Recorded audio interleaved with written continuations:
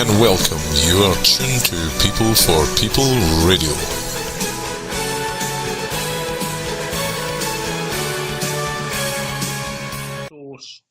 And it's basically, it hits something and then you will see a reflection of that photon in your eye. So what I wouldn't do is shine lights in people's eyes. Not a very good idea. Yeah. I see medical people do that. Stick lights in people's eyes and things like that. I've seen that, you know. Yeah, and they always sort of say, "This won't harm you," and you stick a bright light in your eye. Well, like you go to the dentist, and this is a funny one at the dentist. I sit there, and then they put this lead jacket thing over me, and they take an X-ray. Well, what I notice is everyone stands well back from me, you know, like miles away. And I'm like, what about this radiation, you know? And he's like, oh, it's all right, don't worry about it and all that, you know? And that seems to be certainly the attitude with, you know, wireless signals beaming around us and things like that, and Wi-Fi and all that kind of stuff. I do believe that Bill Gates restricts his children's use of wireless devices hugely. And Steve Jobs prohibited his children from using wireless devices, including the iPad and the iPhone. So he probably prohibited them for a couple of reasons. One thing that's extremely hazardous is light. So the pulse modulated frequency from these screens can be extremely problematic because, believe it or not, there are some very sophisticated weapon systems that were developed by certain organisations where pulse-modulated lights actually from an LED screen can make you sick, make you extremely sick. In fact, a recent study just been published out of Spain that shows that the LED streetlights that have been rolled out right across the country, you know, these streetlights with a harsh 450 nanometers frequency pulse-modulated light, increases cancer risk, prostate and breast cancer by nearly double. So this light, these, what's the artificial new type of light are extremely problematic. And we know the reasons why. There's a lot more energy in that particular part of the spectrum. So where you see this harsh, if you have harsh bluey LED lighting systems, it will remove them. You don't have to have them. There are LED lighting systems that are a lot safer. They don't have as much of the 450 nanometers frequency within the spectrum that they emit. So remove them, well, certainly they're not as safe. And obviously, if they're in the ceiling, as long as they're not directly into your eyes, as some of the medical community want to do. But you know, I wouldn't. It's like an X-ray. If you need medical intervention and somebody has to have a look into your eye, and that's fine, because obviously it's just you're offsetting the risk. But what I most certainly wouldn't do is shine lights in people's eyes. So you see a lot of these gaming headsets, etc. Yeah. Okay. Not a good idea. And I've wondered about the VR headsets. They're apparently excellent for certain types of games. They basically you're better at the game if you use this head. But I mean, as the screen is so close to your eyeball, you know. I'm not sure about those VR headsets. Long term, a screen that close to your eye. I don't know what you think of those things. Well, it's a class 1 cancer-causing radiation, so anybody pouring lots of it into your eye, the reason why you get skin cancer. Skin cancer. And not only that, your skin over hundreds of thousands of years through fitness has developed a very sophisticated way of sort of mitigating that light radiation emission. However, these gaming headsets are pulse modulated, so pulse, and that's one of the significant issues that we see. We see what I believe to be fatigue. So you've got a pulsing frequency, you know, and this is the thing that's causing the oxidative stress, and that's the route to the cancer causing event. Yeah. I mean, we obviously with these things, it's the usual thing, and because it's a slow death, it's hard to sort of prove directly. Well, it's exactly like smoking. Smoking was exactly the same. The epidemic took, it's only 30 years before you started to see peak epidemic. I mean, they did have some lung cancers, but the lung cancer, the significant increase came 30 years later. Non-ionizing radiation, you spoke before about X-rays.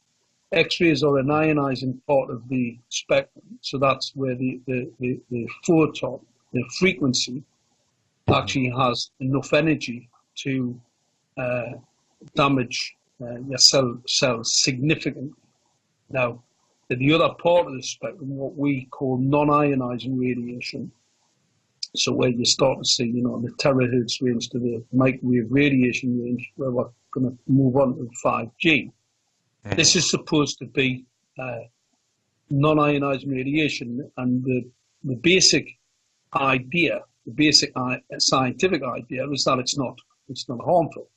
Now, I always laugh at that because obviously having a weapons systems background, they use with weapons. So consequently, the world's military use these devices as weapon systems. I mean, I did a little piece on 5G a few weeks ago, and when I was digging around, I found a 1992 Russian study on the frequencies that are in the same range as 5G, which is like 53 to 78 gigahertz.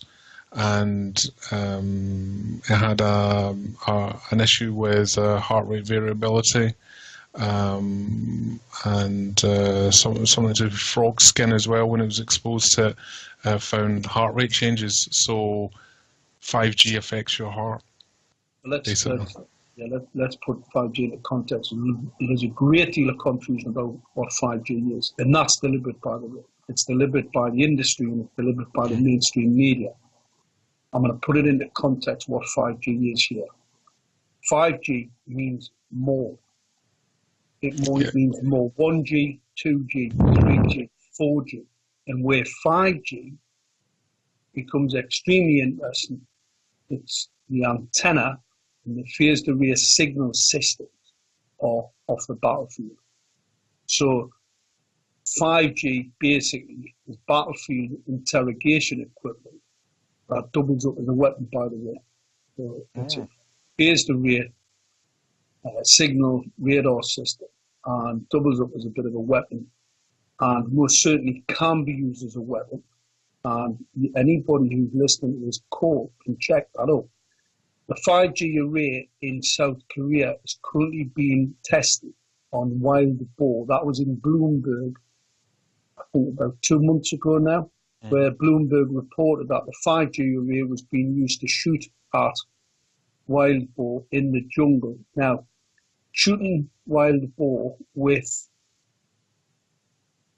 let's put it into layman's terms, we all know how dangerous lasers can be. Lasers are non-ionizing radiation in the same part of the spectrum that the basic scientific community will tell you there's not enough energy in this part of the spectrum. However, anybody that knows how lasers can be used to cut stainless steel knows that that's not the case. And it's the way that you manage the signal, so the way that you manipulate focus and collimate that signal is how you can actually deliver a great deal of energy into a very small space. So basically these are battlefield systems. 5G is most certainly a battlefield system. It's for some inexplicable reason it's being delivered across cities, towns, villages. Glasgow is one city in particular that's going to suffer the smart. Yeah, it's all this demand for more speed, and they're basically running out the amount of data they can shift on mobile phones. They're kind of running out of capability on the stations they've got just now. So the 5G will allow them to have many more ports and that, and connect many more users with much more data throughput. That's all people seem to care about. Yeah. But when they find out that 5G's got absolutely nothing to do with that data speed, Yeah. get a bit of a shock. I mean, let's put this into context. SMART stands for Secret Militarized Armaments in Residential Technology. That's what SMART stands for. Okay.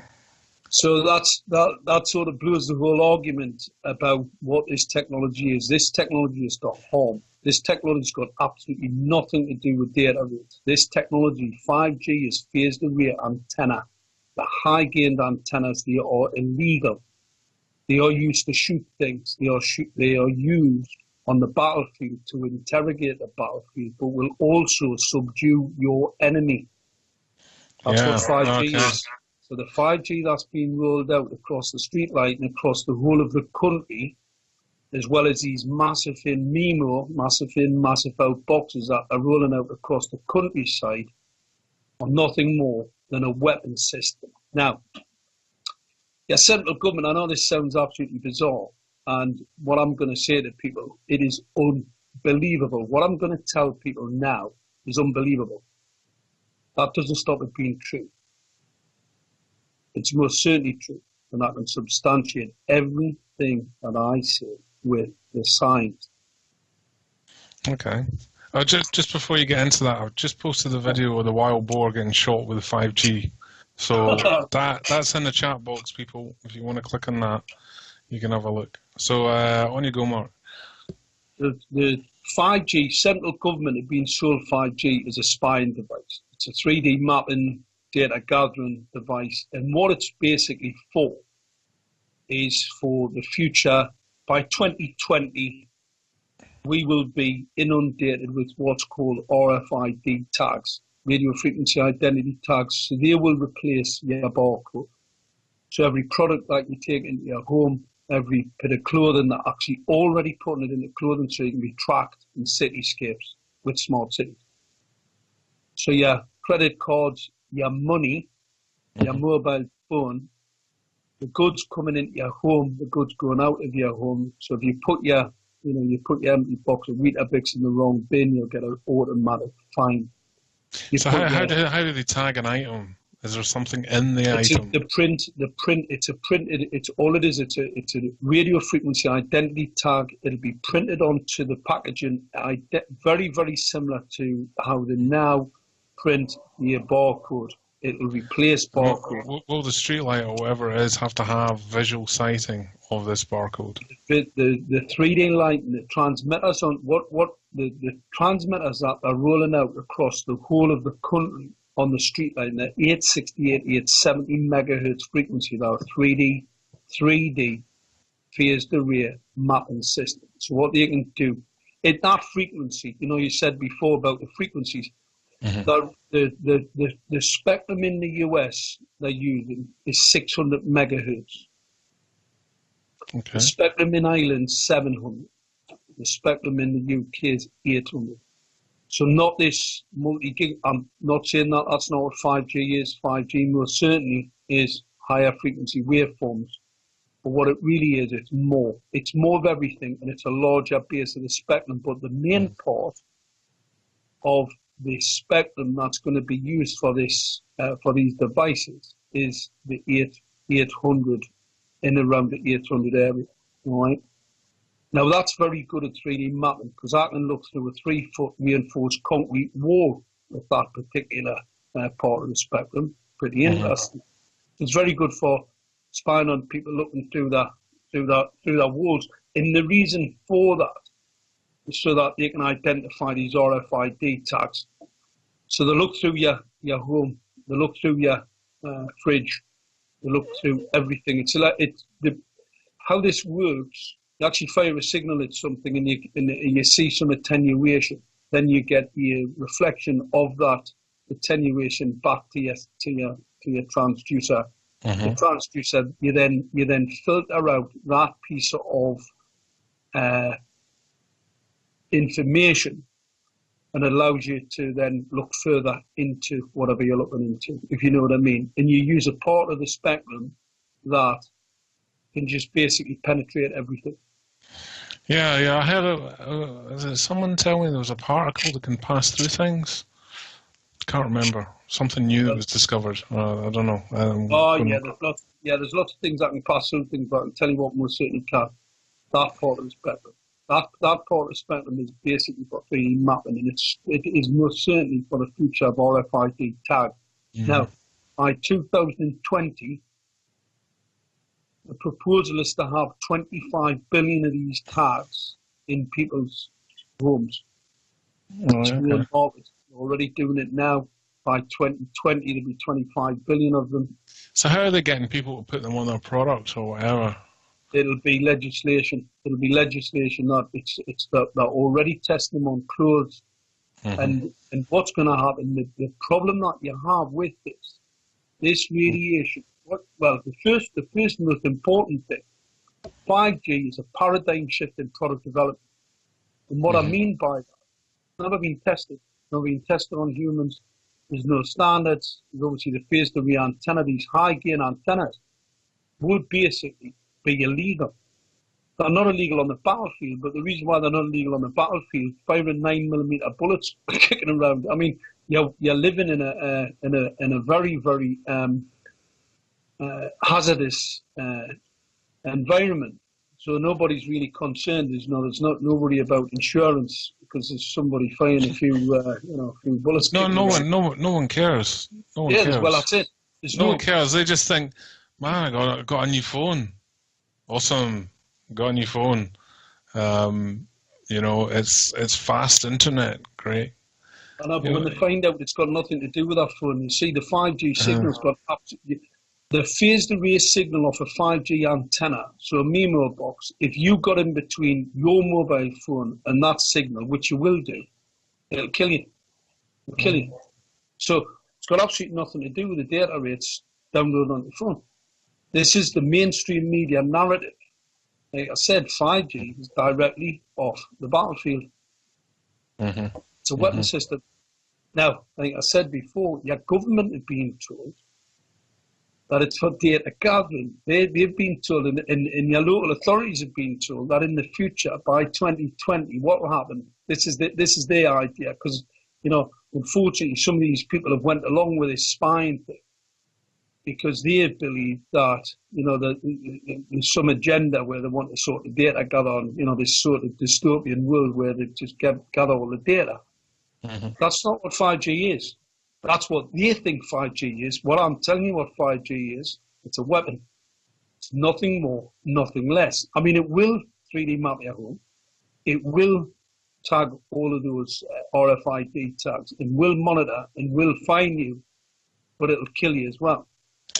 Yeah. I'm just looking up this 5G weapon thing, and there's a little article here on ZDNet, which is fairly reputable, talking about some documents on military weapons using 5G. You look at the Brunderman weapons program started in 1999, and the first phased array weapon was actually used by the Germans. It was called Mammoth. It was 1940s, and that was a phased array antenna that was used to look over the skies of Europe and actually identify Allied incoming aircraft and direct enemy aircraft to it, searchlights, etc. However, that phased array signaling system poses a significant risk to our aircrew due to the radiation impact. Now, after the Second World War, the government knew how dangerous these signals were. And what they didn't do, they didn't go around the country sticking up a load of transmitters and antennas. What they did, the GPO went out and put a load of poles up and stuck a load of cables on them. They put the signal in a cable for a reason. It's because it's dangerous. It's hazardous to life. Now, all of a sudden, we came into the 80s, we got the 84, we rolled out 1G. You got these telecommunications companies coming in from wherever, want to put up these transmitters all over the place, and everybody just went along with it. And then we started to see significant increases in neurological disorders, self-harm, attention deficit disorders, Yeah, but the problem with these things is tying the link to EMF. You know what I mean? That it's the same as the fumes coming out the exhaust of the car. The science is there. The science. Yeah, like it's all there. Science is there. Science is there. The science is absolutely irrefutable. The telecoms company said it was bullshit. These scientists basically said you can't do this. It's absolutely shocking. Well, yeah, one of the documents I downloaded. There's all these scientists that have got all these that have signed this thing and put their name on it. It's like a few hundred or something, and they're all saying, EMF is bad. Don't let it near your kids. We want to call for restrictions and all that. There's 270 of the world's leading scientists have called for a moratorium on 5G. What they're doing is they don't have my weapons systems background. If they did, believers would shit themselves. Reality is, right? The governments have been sold the idea that they're going to data gather and control, manipulate, etc. But like I said, that's what they've been told. 5G, not that. Government ministers haven't been told what it really is, because obviously the weapon systems are secret. These weapon systems, if I was to tell you, the weapon systems on the battlefield where they've caused neurological disorders, we've got a significant number of these soldiers coming back from these battle zones where they're suffering PTSD. It's not PTSD at all. They've got a brain injury. They have brain injuries caused by signal systems, either they be on a tank, on the front of a plane, or some other battlefield interrogation weapon systems, where the side lobes from space, the rear, obviously they do leak a bit, and you get the signals coming out from the side of the weapon system. Consequently, if any of your allied troops basically are collateral damage, because these weapon systems are so sophisticated, they cannot not be used on the battlefield. I mean, you would lose. It's one of the reasons why. I mean, it's all right if you're attacking the Taliban, because they've just got a few donkeys and a couple of bow and arrows. But where we're talking about other sophisticated countries, China, Russia, etc., they've got exactly the same equipment. And it's one of the reasons why there's a drive for autonomous, whether it be air vehicles, tanks, etc. You basically can't put people on the battlefield today because the sophisticated secret weapons programs are so lethal to humans. You can't deploy men there. Well, yeah, the Russians have got this system that knocks out everything, like SATs. Yeah, you can't get a SAT lock. You can't. Your radar's out. Your radios are out. Everything's out. They've got a weapon that does that apparently. But if it does that, what's it doing to your head? If it can shut down, like no one can, even if you can see the sky, you can't hit the satellite. You can't communicate. Your cell phones stop working. Your radios stop working. Fucking your radar stops working. Like they've got this weapon apparently, and there's another one. I know it's not it's not 5G EMF, but it's a wireless weapon again, and it's the one the Chinese have got that excites the water molecules in the body. And it's wireless, yeah. I don't know if you've seen that one. It's like a satellite dish on top of a truck, and they fire it at like a crowd, and the crowd have to run back because it basically raises the temperature of the water molecules, like microwaves them basically. It's the microwave gun, Well, that's what microwaves do. Microwaves excite cells so that they start to heat up. Right? Yeah. However, well before the heating. Well before the thermal impact, it's going to be a cancer.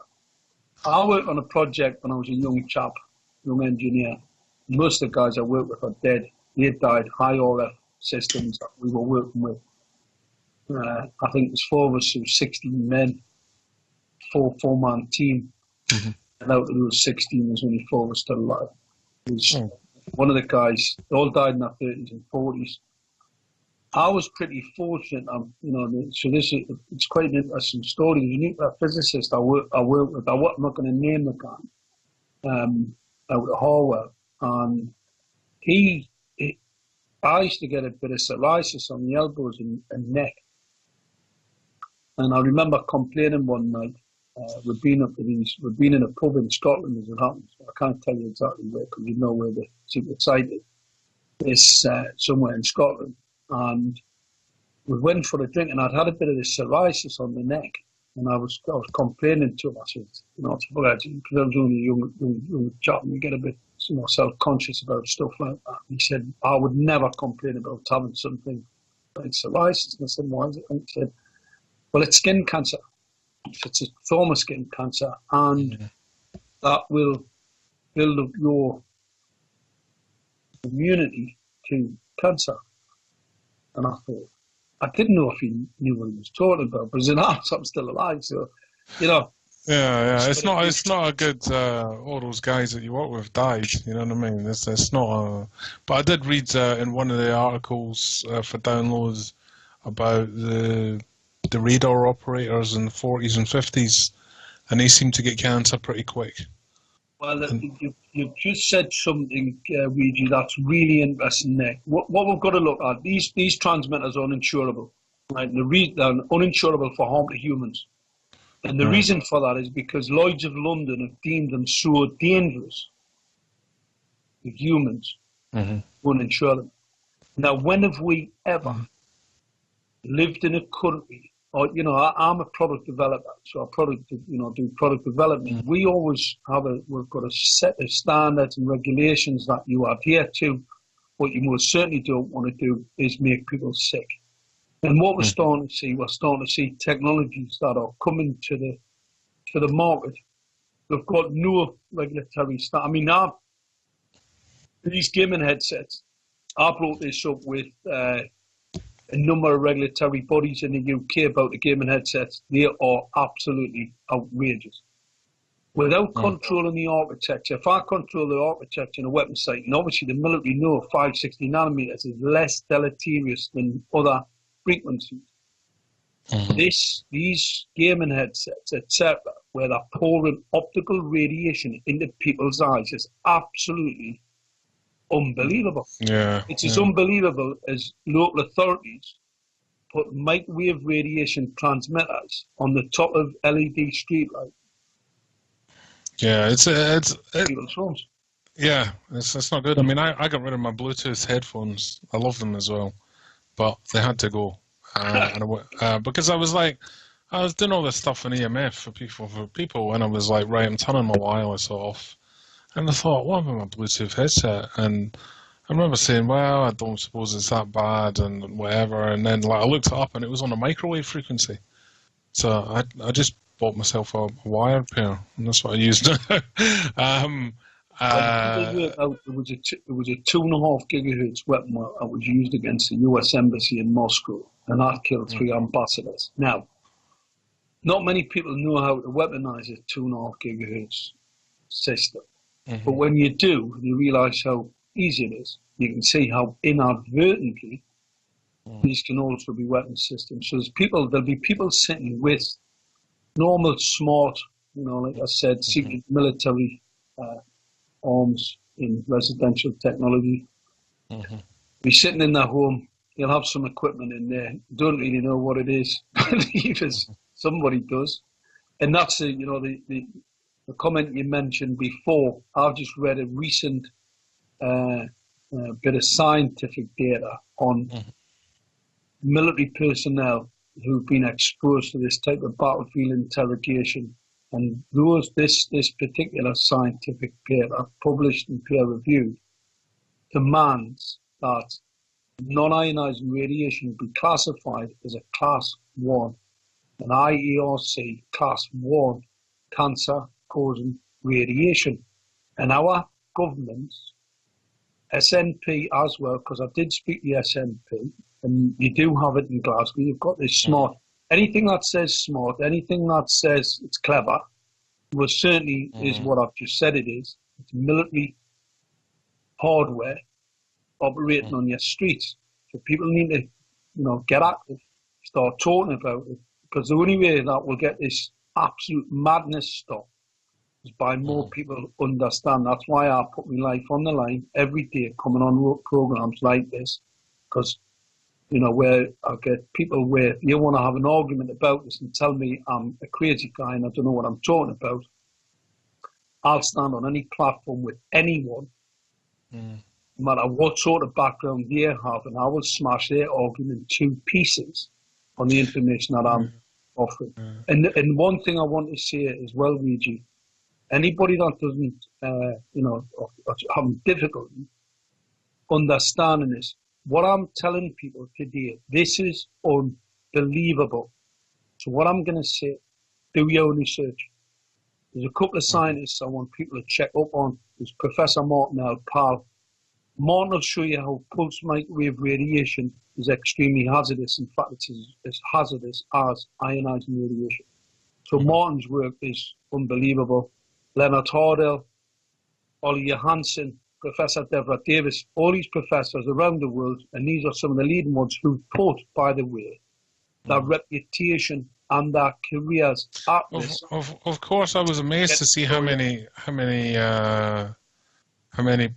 profs put their name in that document for download of all the people that are against EMF and want precautions taken.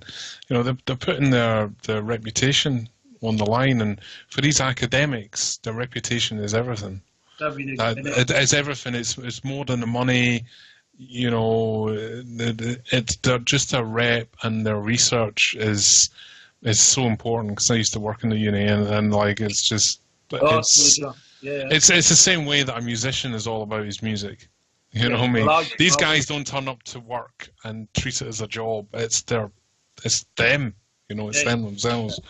So, but yeah. I mean, I'd always say to people, I'd shut my wireless down and all that, and blah blah blah. And I say to people, when Henry T. Ford brought out the car, and it started spitting all this stuff out the exhaust, did anyone sort of say, "Hey, wait a minute, what's that coming out the exhaust? Is that harmful?" No, they all sort of clapped and said, "Great car, I want one of them." And we're still spitting out stuff out the exhaust that's giving people heart attacks and cancer and all that kind of thing. So like humans tend to look at the benefits of something and employ the denialism for the downsides a lot of the time.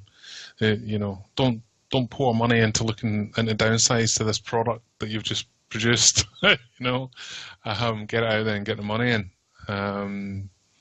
But yeah, I mean, I turned my Wi-Fi off, and I got a BT one, and I turned my Wi-Fi off, and I actually thought I got better sleep.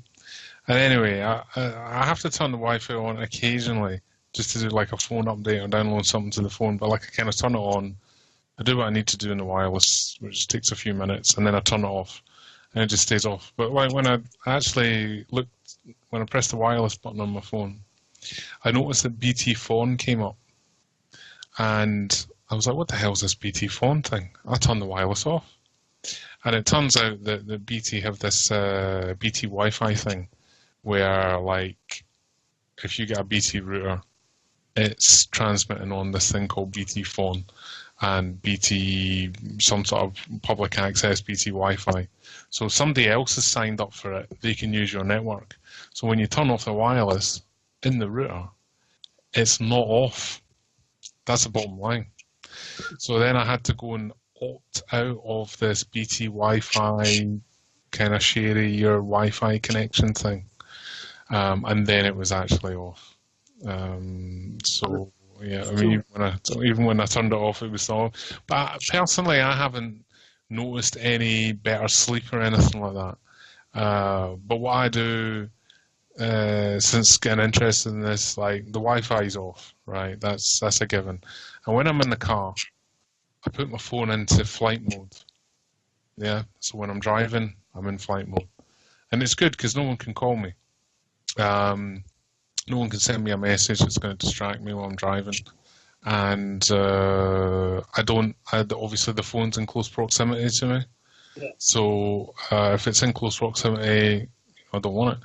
So when I go out and I carry it in my pocket, it goes in flight mode again. I never carry my phone with it on, as it were, receiving a signal. Yeah.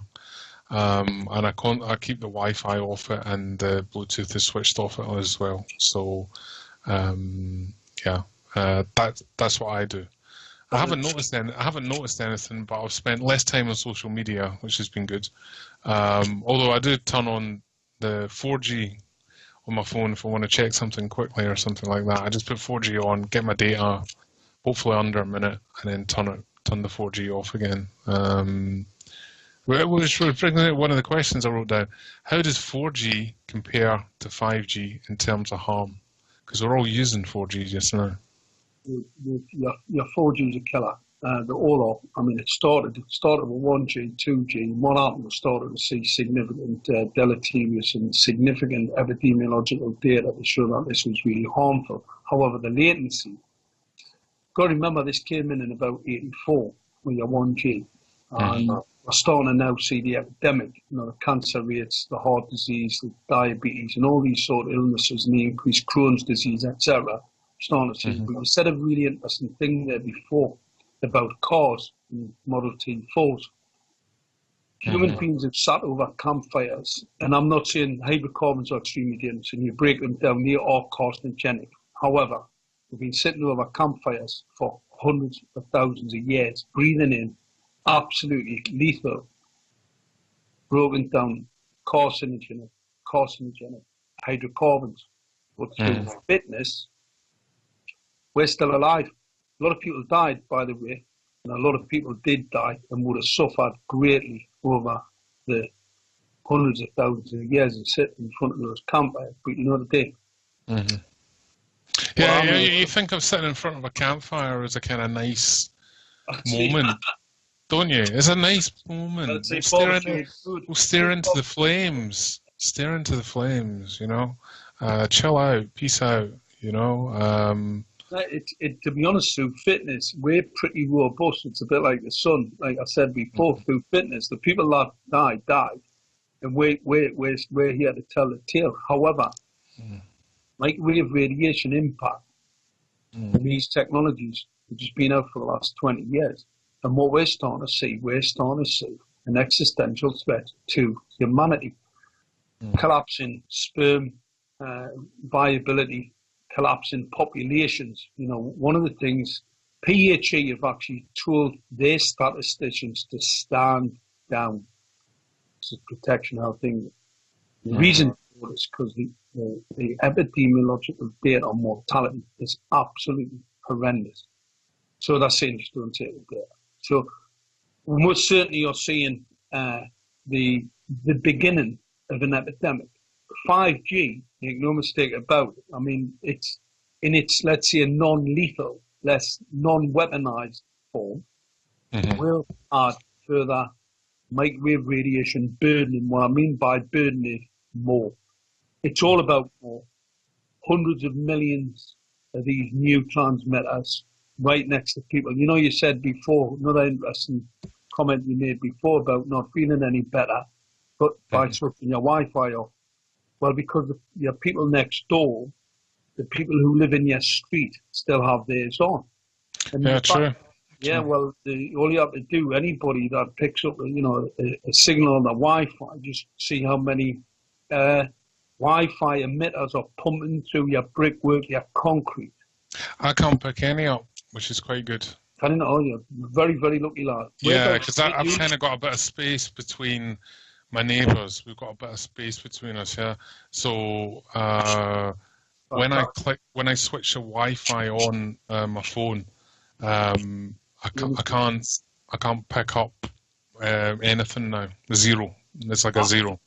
Well, where you're in serious trouble then is when they bring these RFID tags in, because the further you are away from a transmitter, more radiation it has to emit into your home to get a reflection from the RFID tag, because they're dormant tags.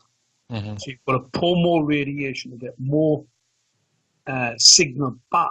So consequently, the further you are away from the transmitter, the more dangerous, more toxic your home environment will become. And that's the reason why people living in the countryside, these 400,000 Nemo tanks that the government are currently rolling out across the country, it's going to kill them first. Well, it's not going to kill them first, let's be honest. The first people who are going to leave the planet, let's say, are going to be intelligence agency, because one of the things about 5G is quite an interesting piece of kit.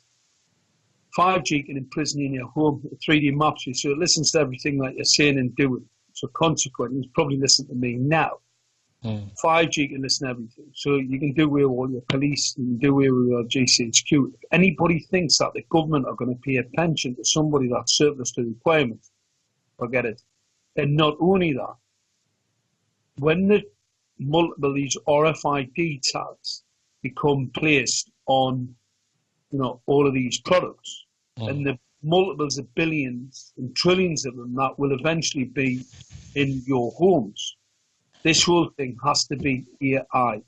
Now, anybody that knows about AI systems, an AI system first and foremost is going to look at the existential threat that it may be under. And the only people that can be a threat to it are part of the security apparatus who build it. Consequently, as soon as they switch that AI switch, which already been worked on, they're first off the planet. If I was in the AI system, they'd be the first people out. Because they are the only people that potentially can be a threat to it. And I said that at a conference in London a couple of months ago, where, because obviously there's quite a lot of GCHQ people there, and they now realise that it is they that are the target. And not only are they the target, the people who are behind this are the target. They just don't think they are, because they don't understand what the great AI thing. Yeah, I mean, so someone could hack in and take control, assuming that you've got 5G installed everywhere and you can make it do fancy stuff. There's nothing to stop somebody hacking in and taking control of it. We've got the 5G system that gated counts for all of the 5G phased array antenna, 31,875 transmitters and all their legal streetlight. It operates on Zigbee. Zigbee's for 5G. Zigbee's already been compromised. So that means that any foreign actor or some kid who knows his way around a bit of IT can actually take control of that system and use it as a weapon. It's already a weapon because the antenna is a 25 milliwatt transmitter. Has 107 electron volts charge around its the first square meter. So 10 meters, it's 30 something odd electron volts. You charge air at 34. So you're basically charging air at about a 10 meter square block around that transmitter. Now, if you breathe in charged air, it's gassing you. Because what it actually does, it causes oxidative stress. And I don't know if anybody out there who died of lung cancer, they've seen somebody die of lung cancer or throat cancer. It's not very nice. This ubiquitous increase in these transmitters will kill, without doubt, everybody. All human life will not cease to exist with the rollout of 5G.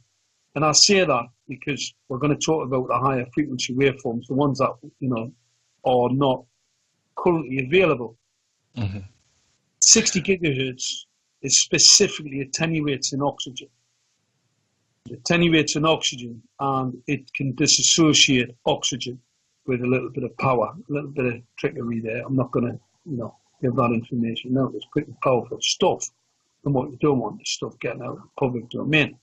Could be extremely dangerous in the wrong hands. However, messing around with the oxygen molecule that your hemoglobin may not be able to pick up and be an asphyxiation event, that can occasion that from those transmitters on these LED streetlights that are running across Glasgow and the rest of the country. So there's something really untoward going on, and it's about time people. I mean, like I said, I got approached a while ago by some guys, and they've set up a party called Save Us Now, ex-military people. They're extremely concerned about what democracy about humanity, and about the rule of law. Because obviously this is totally unlawful. I mean, when would anybody ever believe that a state apparatus was run out a weapon system? I mean, believe us, they're really outside of their comfort zone, because we now know, you now know, what 5G is. It's not what they're telling you it is. It's not even what they think it is. It's what I know it is. Weapon system. And when your government rolls out a weapon system on top of you, all bets are off. Yeah. And any way they can slip it in, I'm sure they will. The government are petrified now, thanks to the internet. It was easy to control the population before the internet. And funnily, the internet is the military made it. And, I bet they regret that now, yeah? No, because if the internet's a controlled space, I see people that try and wage a keyboard warrior fight on the internet. I'm not saying the internet doesn't have a value, it does, massive. Big value, great for education. People want to go look at stuff, like I said before, people will find the conversation that I'm putting out here and the narrative extremely difficult to understand. What I suggest is do some of your own research. Look at phased array weapon systems. Go and have a look at Professor Martin L. Powell's work, Deborah Davis's work, Professor... Yeah, there's that Barry guy as well. Barry Trower. Barry's a hero. I think Barry's great. Barry sort of broke the barrier. Barry's got excellent presentation skills. Barry's fantastic, but the thing with Barry just tells it how it is. I'm now starting to tell it how it is, and the reason why I'm doing that is because, believe it, we haven't got much time. But Barry's put his life on the line to get this information out there. And make no mistake about that's exactly what I'm doing, because it's all better off. Mm-hmm. We have a small window of opportunity to act. This Save Us Now party that they've set up, anybody in Glasgow wants to get involved, believe us, get involved. Get involved. We need to do things. And this talks to everybody, because 5G, anybody out there who's a human, this affects you. It most certainly affects people who have money. And I'll tell you why I think this is a bit of a hypothesis of mine. If everybody gets cancer and aren't allowed to cure it, but on a treatment program, this is a very, very interesting way for all of your assets to be stripped from you. Dementia, most certainly, a government's already told you that if you develop dementia, they're going to strip your assets from you. Microwave radiation will cause dementia, cause Alzheimer's. The peer-reviewed published research shows it does. So not only does it cause neurological disorders where you want to commit suicide, not only does it cause diabetes and Crohn's disease, not only does it cause a significant deleterious effect on your immune system, it also causes Alzheimer's, dementia, and then cancer. So it's a bit of an interest, and this isn't weaponized, by the way. This is just it's normal. Yeah, this is what it's giving off, and as with everything, it's the genetic lottery out of there. So it's always hard to tie these things, because some people are gonna be more resilient to radiation, and some people are going to be less. It's like the guy that smokes all his life and doesn't get any health problems. And then there's a person that smokes and got a problem within 10, 20 years or whatever, or even less. It's very hard to kind of point a direct link. People like to think, well, I stick my hand in the fire and I get burned. So, fire burns, right, is a direct relationship. But with something invisible, the invisible killer, the invisible slow killer that kills certain people of a genetic predisposition. But we'll put a multiplier in there, and the multiplier is how much exposure you've had and at what age you've had that exposure. So they're the little variable multipliers. Then you've got your genetic predisposition and resilience to radiation, and you kind of got to multiply all that around, and then you might get cancer or some sort of problem with your head, and they were like, well, we don't really know what caused it. So... well, I'm quite lucky when it comes to that, because like I said before, I've got a little bit of resilience. In fact, interesting enough, my grandfather smoked. He didn't smoke, civvy cigarettes. He smoked roll your own. He smoked. He was 95-year-old. Never got cancer. Yeah, I should have got an advertising contract with John Player or something. You know what I mean? Fags are good for you. Fags are really good for you. Look, I'm 95. Well, I don't believe that. I think if he had this smoke, he would have probably lived to 110, or even further. He was quite fit. He got the flu and then fell down. My auntie was looking after him, and he fell down the stairs, broke his ribs, ended up in hospital, and that's what finished him off, because he had a bit of pneumonia, and obviously he was 95. He was a very, very heavy smoker. I mean, I remember when I was a kid, we used to sit in his back kitchen. I mean, it's amazing when you think about things like this. We used to sit and roll his cigarettes. So I knew how to roll a cigarette when I was about 8-year-old. You used to, in those days, you used to go to get fags for a parent, wouldn't you, as a kid? Yeah, my mum sent me around to get like 20 club or something. And it's times have changed there, but yeah, it's the same as everything. I always like to see the things from the perspective of the drones. Like those drones out there, they'll just look and go, well, there's nothing being said on the BBC News. You know what I mean? And it's always could and may, isn't it? It could harm you. And it may harm you, but no one's going to stick their hand up and say it will harm you, But in your iPhone and all the cell phones that you get now, mobile phones you get now, if you look deep in them, there's a little disclaimer against EMF radiation, and it basically says the bottom line is if you get any health problems from using this product, we are not liable. You cannot sue us. That's pretty much it. You use this product at your own risk. It'll receive radiation, transmit it. Just while I'm here, Joan says thanks to yourself, Mark. She was really interested in the 5G, and she's saying that she's learned quite a lot so far this evening, and she's loving it.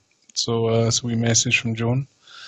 But yeah, so. How do we measure, take for example what I'm doing, I'm on a headset on a cable, my wireless is off, if I carry my cell phone it goes into flight mode, 4G is used sparingly, wireless is just turned on when absolutely necessary for a few minutes. So I've done all of that, right? How do I kind of measure the amount of 5G surrounding me and the amount of EMF surrounding me? Is there a way I can measure that? No. Well, you can measure the spectrum it operates on. Obviously, the spectrum we're going to be operating on in the UK is around the 800 megahertz, but it's a phased array weapon system. First and foremost, it'll be like looking for a needle in a haystack. So you wouldn't be able to look for that. You most certainly probably wouldn't be able to find it. So, they're talking about developing equipment that can do, but that's that basic. Probably, like I said before, the system's going to be fully active by it'll be near active and be fully tested by 2020. What I say to people, because they're all mitigating things you can do to protect yourself from this attack. Well, yeah, I was just about to come to that. What the next question I've got here is, what materials can block 5G and EMF in general? Well, some of the signal systems you can't block, and you have to know exactly what the word to actually mitigate them correctly. What I say to people today, time to fight back. It's not time to sit on your hands, and it's not time to be keyboard warriors. Protecting yourself is only going to minimise. There are the people. What actually happened, our country's being taken over by a very small cabal of criminals. These criminals are acting with impunity in relation to the law, and we need to reinvigorate people within these establishments, right, who want to uphold the rule of law. Rule of law has been totally just basically flushed down the toilet. Has most certainly in relation to these products. Product development basically tied in with law. You know, what you don't want to do is make products that make people sick. These organisations are making products that specifically make people sick. They inadvertently make people sick, but they can most certainly be and make people sick in particular. So there's a total coaching horses through the legal system. We need to reenact those laws. No technology should be brought to market without fully being tested. Yeah, there's something called a SAR rating for mobile phones, isn't there? Yeah. I think it's SAR's a complete and utter. I mean, it's embarrassing, to be honest, to have or to to even think about this. The SAR's a thermal value. It's a thermal value of microwave radiation. Basically, what I call it the cooking value. Mm-hmm. So what your regulatory bodies and standards people, not scientists, by the way, these people pretend to be scientists. A scientist, I'm going to define a scientist. A scientist is someone who can assess all of the available information on a particular subject and give you a view. Mm-hmm. Anybody that's involved in anything in relation to where we're seeing that SAR values or the evaluation of the impact from these devices, they're not scientists. And I'll tell you why they're not scientists, because there are thousands published peer-reviewed papers that show that non-thermal microwave radiation, pulsed microwave radiation in particular, is significantly damaging, deleterious to biological structures. Mm-hmm. So anybody that the SAR value, it's 1.6 watts per kilo in the US, it's 2 watts per kilo in Europe, and it's basically a cooking value. So your regulatory bodies say that transmitter they've put on this LED streetlight outside of your home is safe as long as it only cooks you a little bit. Yeah. True. These are criminals. These people are criminals. They need to be locked up. That's where they need to be. They need to be in prison.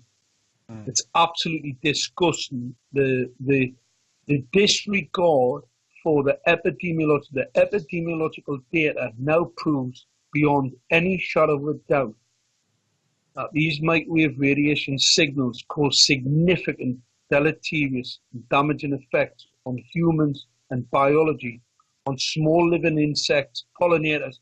The pollinators in my near locality, my local authority roll out 31,875 25 milliwatt transmitters on top of LED streetlights.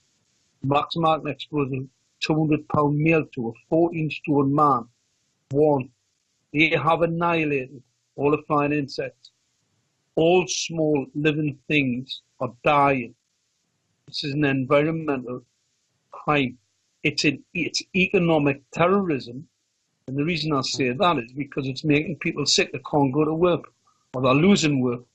People working in hospitals are being exposed to multiple microwave radiation transmitters, whether it be iPads, transmitters in roofs. These transmitters, that's what Barry said. He said he urges every school to turn off their Wi-Fi. You know, the education departments are sterilising children in their schools.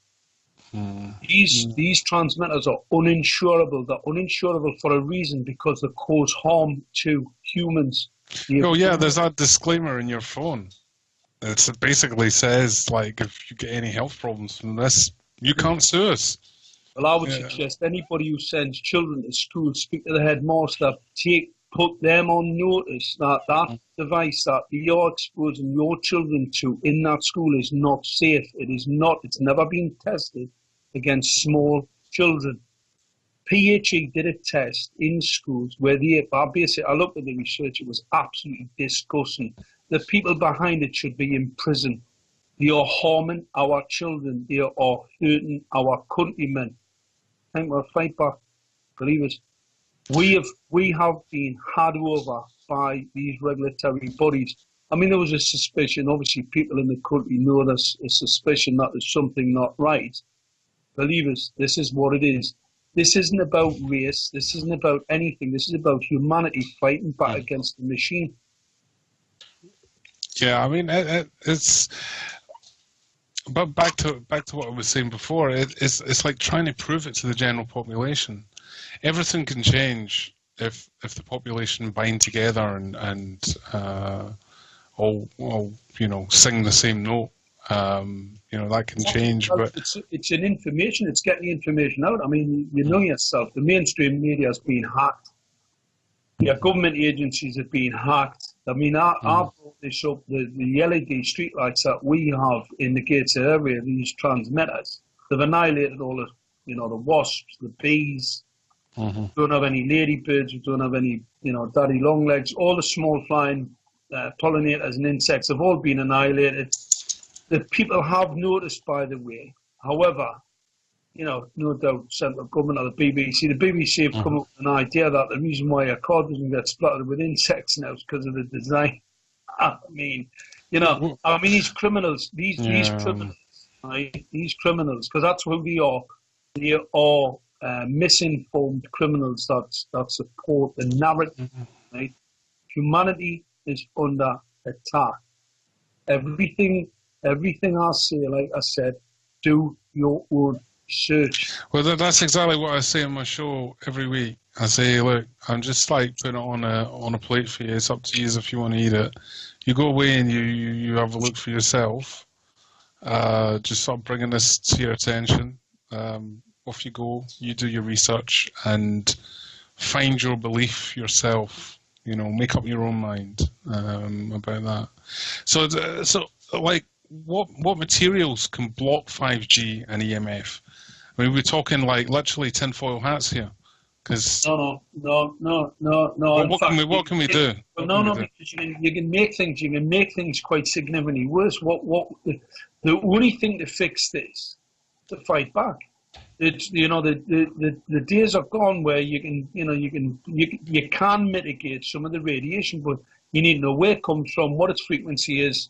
I mean, what we're going to do, wait next till it's coming through a petrol bomb through your window. I mean, they're basically killing your children. They're killing your pets. Your pets are dying of cancer. Everybody knows that your pet's dying of cancer, by the way. Everybody's speaking. I mean, dogs don't die of old age anymore. They die of cancer. Cats die of cancer. So we're all dying of cancer, and people are sitting on their hands going, I wonder what I'll do. I'll just scratch my head. The medical community are in disarray about the neurological disorders that all the children are suffering. 70,000 children self-harmed in schools last year. When in God's name did I, well, I mean, at my age, I never went to school with kids that wanted to cut themselves up. People seriously need to wake up. They need to get active. Like I said, coalesce around an organisation. Save Us Now is a new party that's been set up because the current parties have been and are corrupted. Yeah, charities are corrupted. You only have to look at Oxfam. In Oxfam, I think they just send people around the world to have sex with other people's children. Oh, wow, yeah. I mean, the RSPCA know about the collapse. Well, it's about the cancers in dogs. Dogs and cats are suffering in people's homes, are suffering, ringing in the ears, pains in the head, headaches. I mean, the amount of people I'm speaking to who have bad heads, tinnitus, can't sleep, all due to this type of radiation, right? And can you imagine from a dog's perspective or a cat's perspective, they can't tell you they're in pain. Humans can. They can even mitigate some of the things by, having a shower or something like that to try and get rid of some of this pollution. Because that's basically what it is. Microwave radiation pollution, they can do something about it. Their pets can't. Yeah. So there's nothing we can do, like, you know, stick something. I mean, I got a street light outside my house, so what can I do to? If it's one of these LED street lights, you need to remove it anyway, because that doubles your cancer risk. We know that. There's 3 recent papers, one from MIT, one Harvard, and one just come out of Spain, a very in-depth one that shows that these LED 450 nanometers, if it's the harsh blue light system, which it most certainly will be, it'll reduce your life expectancy significantly. And if you do have a propensity, I mean, I'm fortunate, I'm not the cancer type, but anybody who's had cancer in the family. Well, there you go. There's something quite interesting. I'll just post it in the chat. The Telegraph. Again, I'm kind of surprised that they would print a story like this, but if they posted a little story on how LED streetlights will double your cancer risk.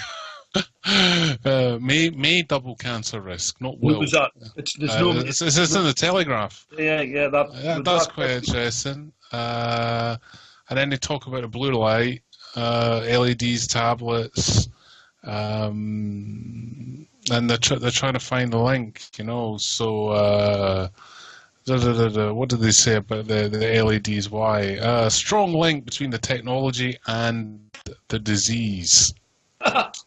Increasing rates of breast and prostate cancer. So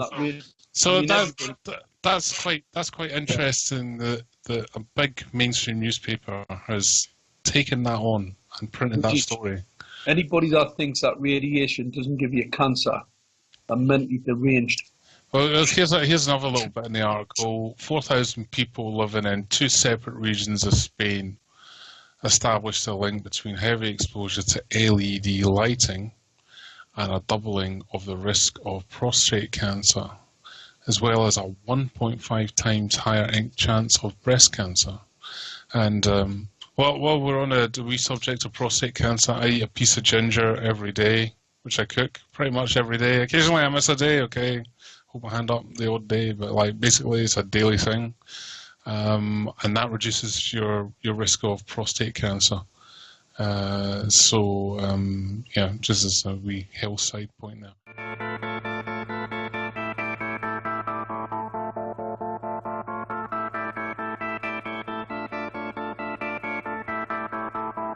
Before we jetted off there, we just started talking about, I was inquiring what materials we can use to block 5G or EMF in general.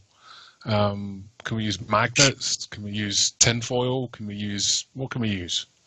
You know, if we want to reduce our exposure to 5G and EMF in general. There's a number of things that can be deployed, but like I said, I don't even like to go there because the impact. Let's say, you know, from a political perspective, what I would hate to do is protect myself and leave my countrymen hanging out there in the wind. Now that might be an economic issue. You know, if let's say I was to, you know, do some very clever things and spend an amount of money, where there's some people out there who can't afford to do that. So what I suggest to people, and it's the reason I don't talk about these things and won't give any advice in relation to this, came with a fight back. We're fighting, we're in a corner. This is humanity against the machine, and it's time for a fight back. So I'm not one for telling, because, you know, that there are things you can do. People who have resources can do that. What about the kid who hasn't got the resources? What about the kid who's on the, you know, what about the young family who's, you know, they've got one of these transmitters outside their bedroom where a child, you know, potentially be born deformed, dead? Yeah. Apparently it has the greatest effect on a woman's eggs, all this EMF.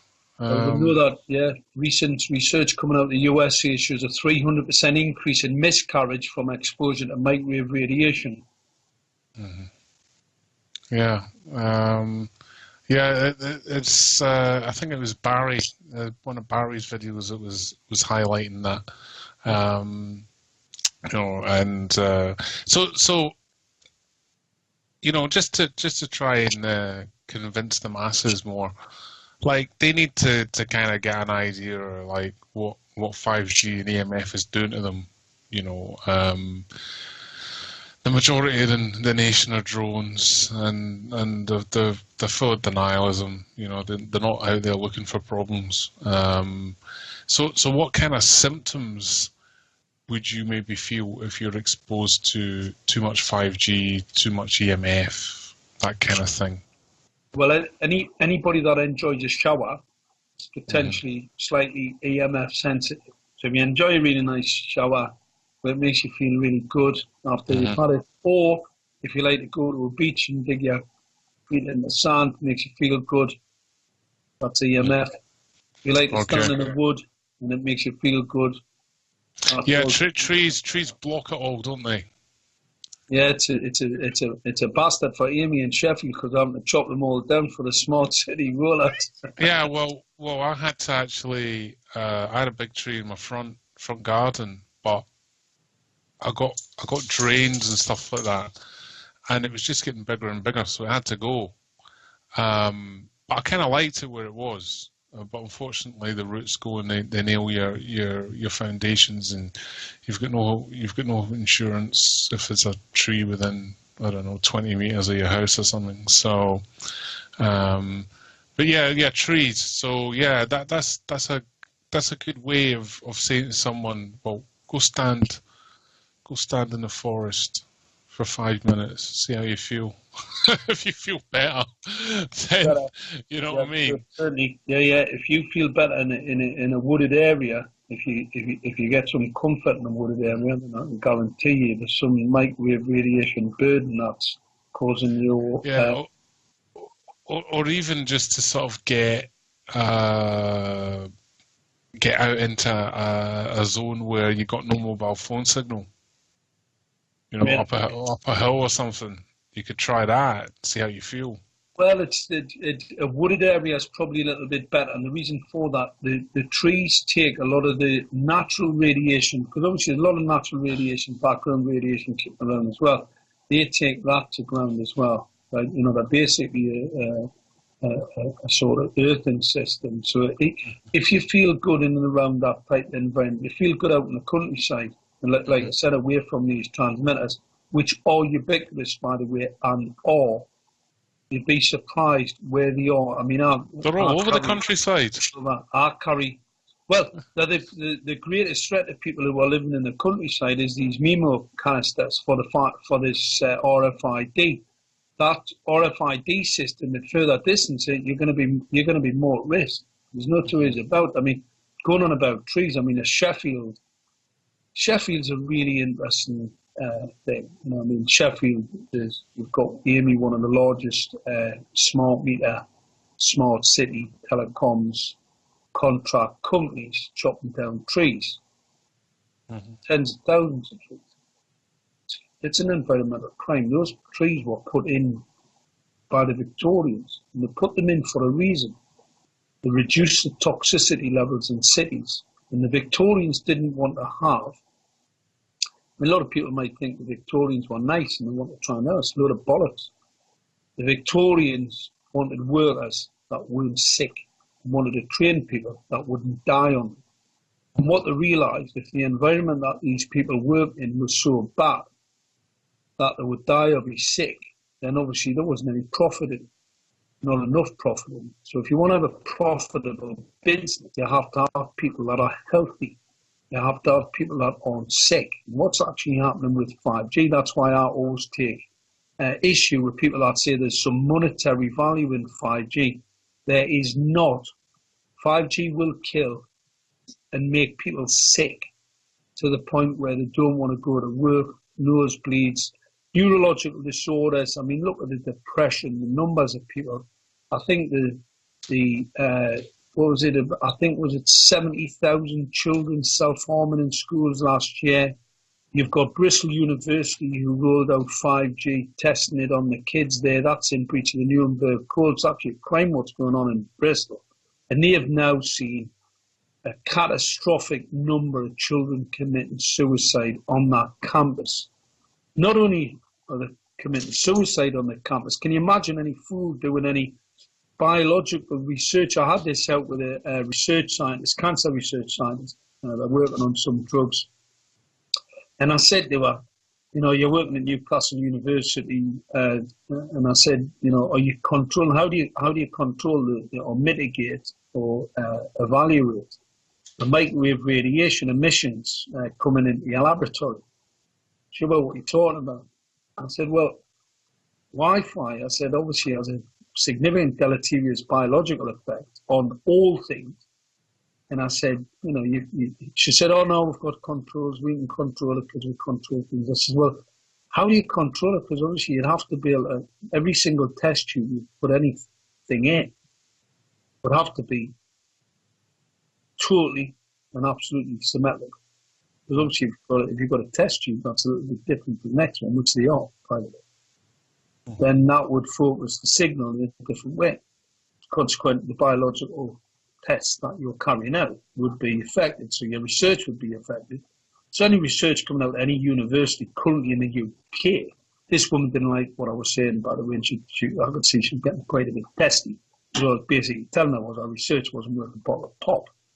Didn't have any value at all, because what she most certainly hadn't carried out was any evaluation of microwave radiation and how the varying signals could potentially destroy any research. So we've got research, we've got government spending hundreds of millions of pounds of our taxpayers' money doing research in laboratories that have Wi-Fi, have signal systems that affect their research. It's just absolutely crazy.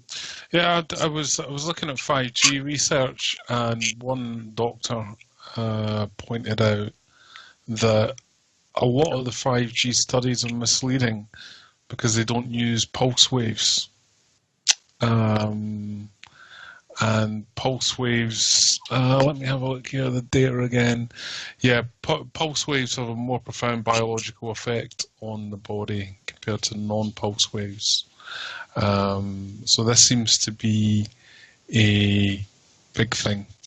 They're doing like a sort of crappy 5G test and saying it's safe. And I think the pulse rates of the frequencies led to gene toxicity and DNA strand breaks. So a pulsed wave, a test for 5G needs to be done with a pulse wave. That's what he's saying anyway.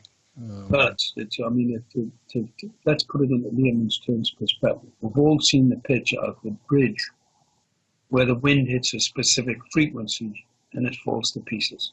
We've all seen that video. Anybody hasn't, go and have a look. So you started, pulse frequency things, and obviously you start to see fatigue, and obviously I know quite a bit about materials fatigue because I used to be involved in that as well. So materials fatigue at certain frequencies, you start to pulse energy at anything at a certain frequency, and obviously you can see some really interesting effects. Maybe a lot of effects that you'd never expect, but you will actually see them.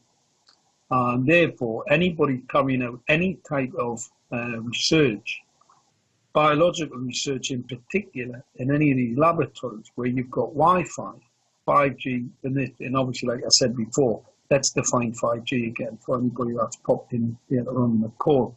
5G means more. It means more, and the differential, it's a larger part of the spectrum, and it means more antennas, more devices, more 1G, 2G, 3G, and 4G, but where it's really interesting is the phased array antenna. The illegal, unlawful, untested weapon systems off the battlefield that they're proposing to fire these higher frequency signals at your mobile phone. By the way, you get in the middle of that frequency in your mobile phone and you'll be toast, because it's got absolutely nothing to do with data speeds of your mobile device. That's what I'm telling you. If you want high data rates, put it in a cable. If you want secure data, cable. That's what I do. I've got everything on a cable. I've got cable running through the house, so it's reliable. It's faster. So these are the two things.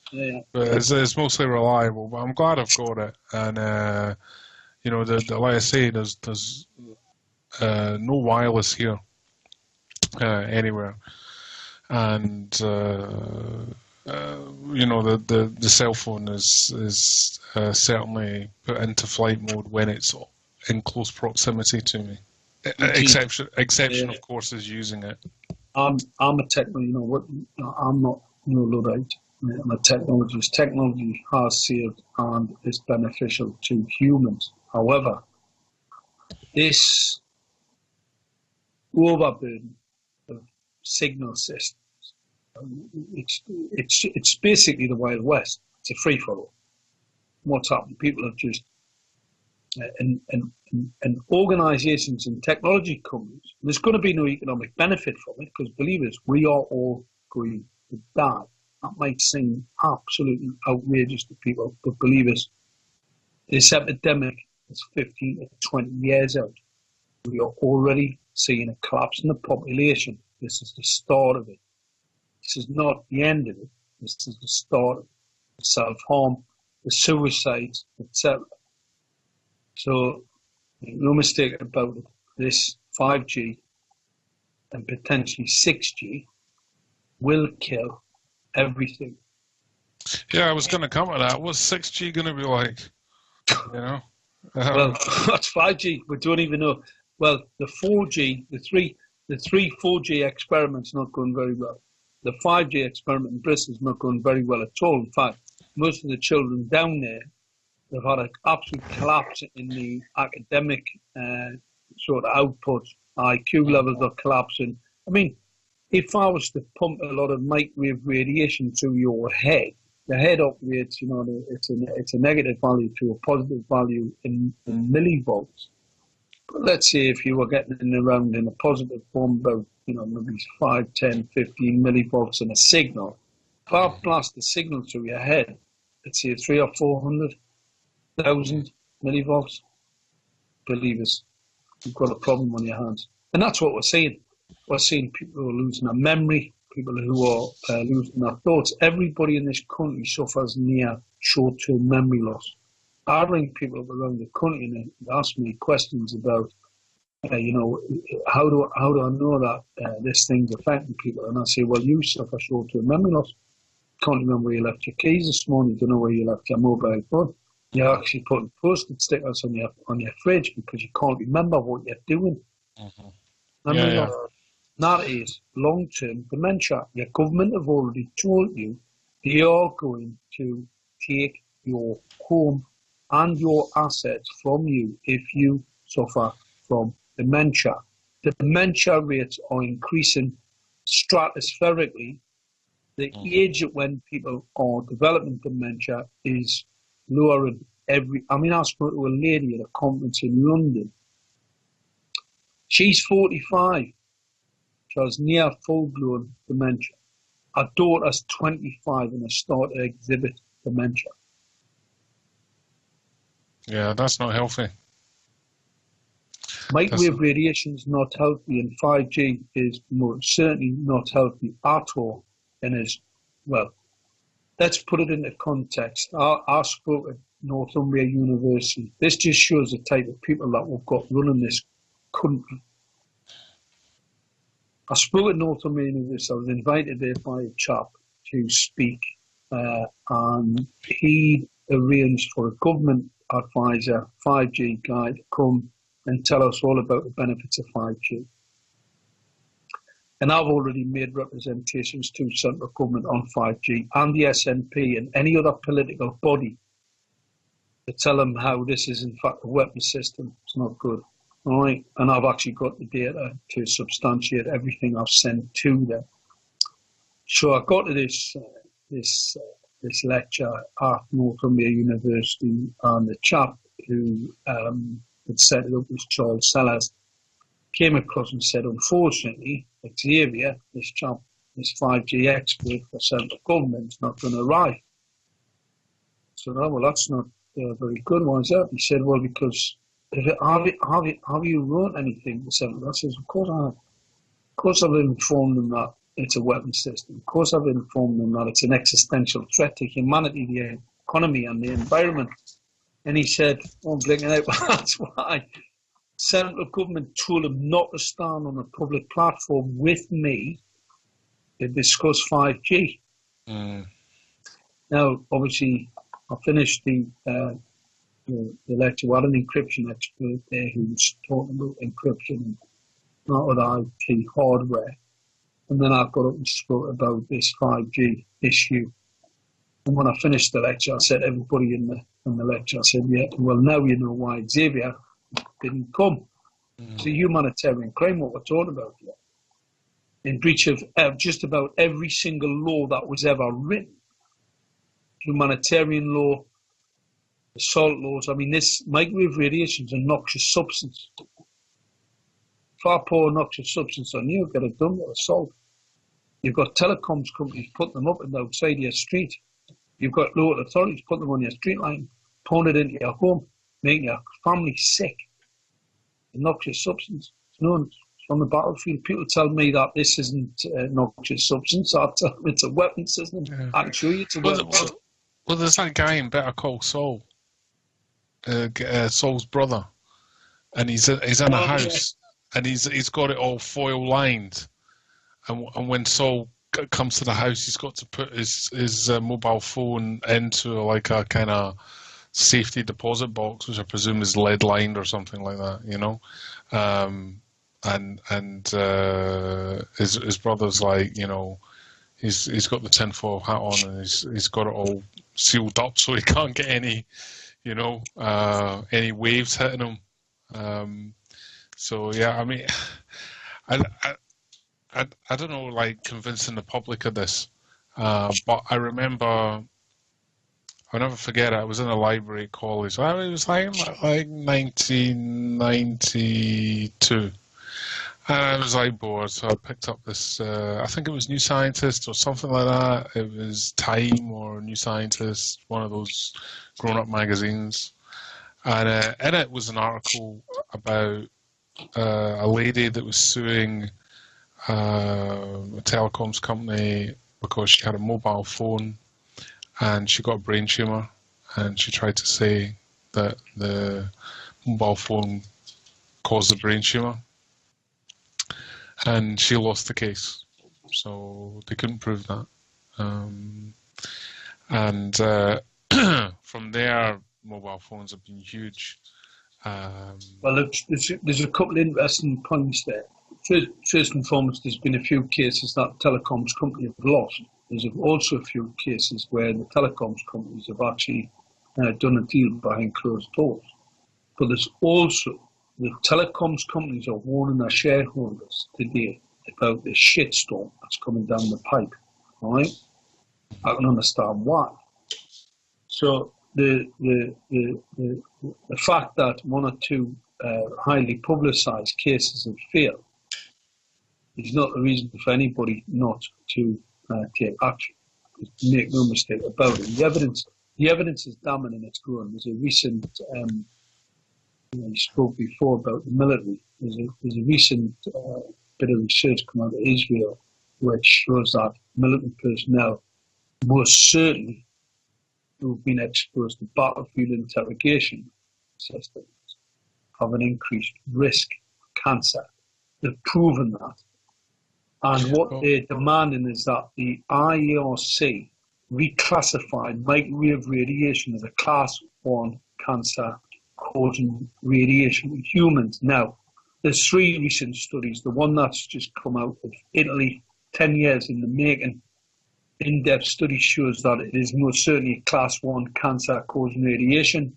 And the other is the NTP $24 million study that shows that it most certainly is, in fact, a class 1 IRC. Now, so anybody who's had a brain cancer or other, get to your lawyers.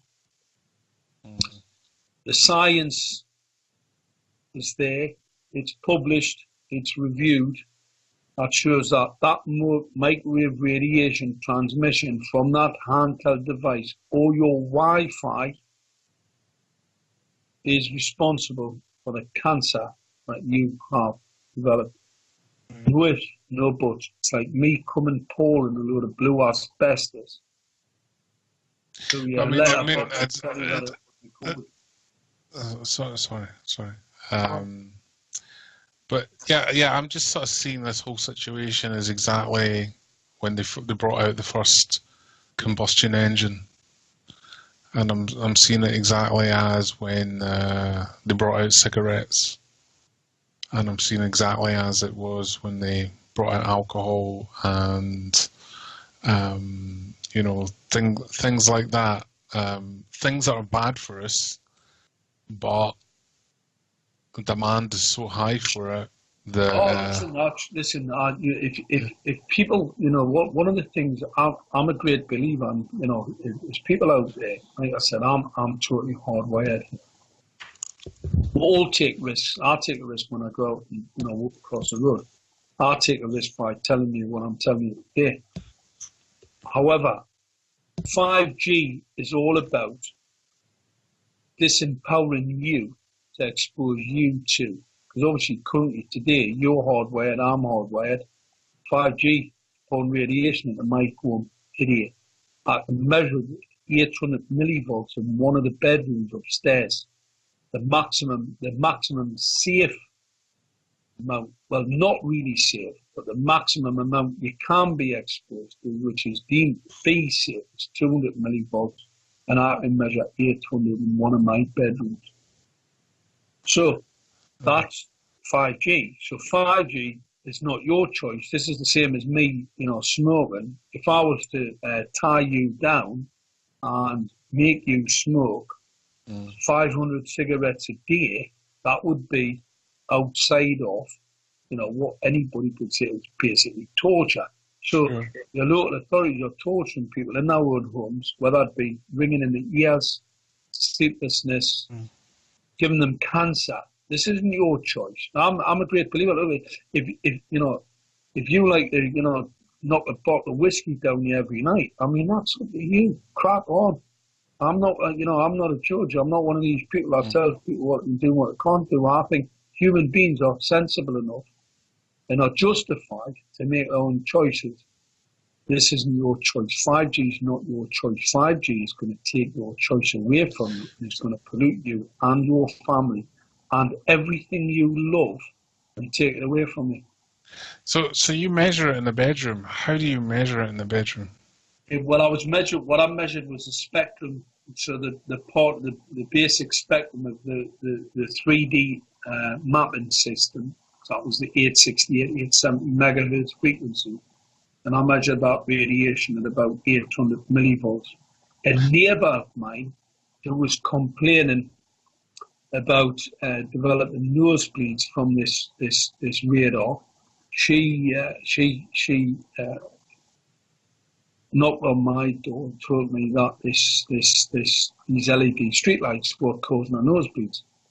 Well, I know that LED streetlights can be problematic, but they don't cause nosebleeds. I know what does. Radar does. And I did notice that this transmitter was on the top. Anyway, these transmitters are quite a distance from my home, but they talk point to point. And consequently, that's why I can pick up 800 millivolts in one of the bedrooms. So I went across to this lady's and I measured the radiation in her bedroom. It was 1200 millivolts at her bedside, which is enough to cause what's called relay. Relay is a blood stacking, causes nosebleeds, well known. And so I was pretty sure that's what was causing it. And I had another neighbour who had another one of the transmitters who was at close proximity, again, about 6 or 7 metres from their bedroom windows. Mm-hmm. Like I said, the closest one to me is about 15 metres away. And that is a massive difference. I'll explain that in a second. I mean, your mobile phone is, outside of the regulatory standards up against your skin, but you only have to move it an inch away from you, and it's not. Mm-hmm. So, distance does make, and this is an inverse square law phenomenon. However, phased array antenna, the ones that are on the top of these LED streetlights, don't exactly, in their phased array application, do not adhere to inverse square law at all, and that's what makes them unlawful. So currently isn't any regulatory standard that apply to phased array weapon systems that are for battlefield that are brought in the city street. So basically, they're struggling with the technology. These high gain antennas are absolutely lethal to biology, and you've got them on your streets. Not only are they not insured, I mean, the basic inverse square law model, it's not insured. This thing's a weapon system. Well, yeah, I mean, if you send no insurance company, you know, if you're messing about with this gear, you can't get insurance for it. That kind of tells the tale. You're going to start to see, you know, smart meter fires. There's a couple of cases in the USA where the smart meters have set fire to people's houses. The insurance companies are now suing the energy companies. This technology is totally, it's been forced out, rolled out without any due care and diligence. Consequently, it's faulty. It's faulty because it's set fire to your house. Yeah. There's been a few fatalities, a few people have died, basically murdered. I'll put it down as murder, because anybody that brings a product to market that isn't fully tested and accredited. Yeah, they say that they're not installed properly, but I mean, bullshit. If it's installed and it works, that's how technology works. If you plug it in and it works, that kind of it, you know. Smart meters. All meters have what's called a surge. Electrical meters have a surge arrestor fitted. The reason for that is when your element in your cooker blows, that energy surge needs to go somewhere. And what you do, you take it to ground through the surge arrestor. That's why they call it a surge arrestor. It's on a normal meter. It's not on a smart meter. And the reason why it's not on a smart meter is because it takes the signal from the telecoms transmitter, this class 1 cancer causing radiation. It takes that signal to Earth. So they're not on them. Yeah, I just found an article, and it's the Daily Mail. So again, someone that would hide that information rather than publish it. And so there it is. I always like the information when it comes from sort of right wing kind of policy. You know, the Mail Online, believers. Toby Warren did an article. The Mail Online, I couldn't believe it. Toby Warren did the Mail Online article on smart meters and what he'd uncovered. He actually asked for a quotation. GCHQ have identified smart meters as being an existential threat to our part of the critical infrastructure of energy. Can you imagine somebody hacking into it? And I can tell you now, the software doesn't. There's no real encryption, by the way. It's always super charter, it's illegal. So there's no real encryption, and there's millions of these smart meters, so that are critical infrastructure risk to the country. This is treason. If I was to hold a gun to the country's head, right, knowingly, it's treason. That's what this is. So it's economic terrorism. Treason, you're killing the population off from a technology that's been totally untested, unproven. I mean, who are these people? Who are these people? Who is actually really behind it?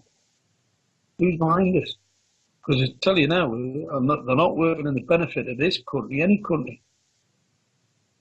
They're not working in the benefit of humanity. Really? No.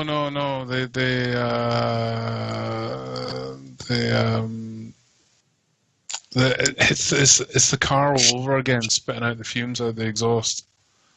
You know, it's the cigarettes. I'm repeating myself, but it's like the cigarettes coming on the market, and everyone's like, "Whoa, cigarettes are great." You know what I mean? It's the same thing with this. It's like, hey, wireless data. Wireless. Let's send data through the air. What's next? Hopefully we'll be able to send electricity through there, get rid of cables. You know what I mean? And then we can then we can deploy energy and then remove energy from certain areas. You know, so it's like nice and easy. I suppose we can do that to a degree anyway. Yeah, the smart meters. That's interesting. That's why I kind of enjoy doing the show that I do, because when I do the show, I kind of research things, like I educate myself, and I'm like, oh, I didn't know that. Oh. You know, and I thought I had a moderate understanding or something.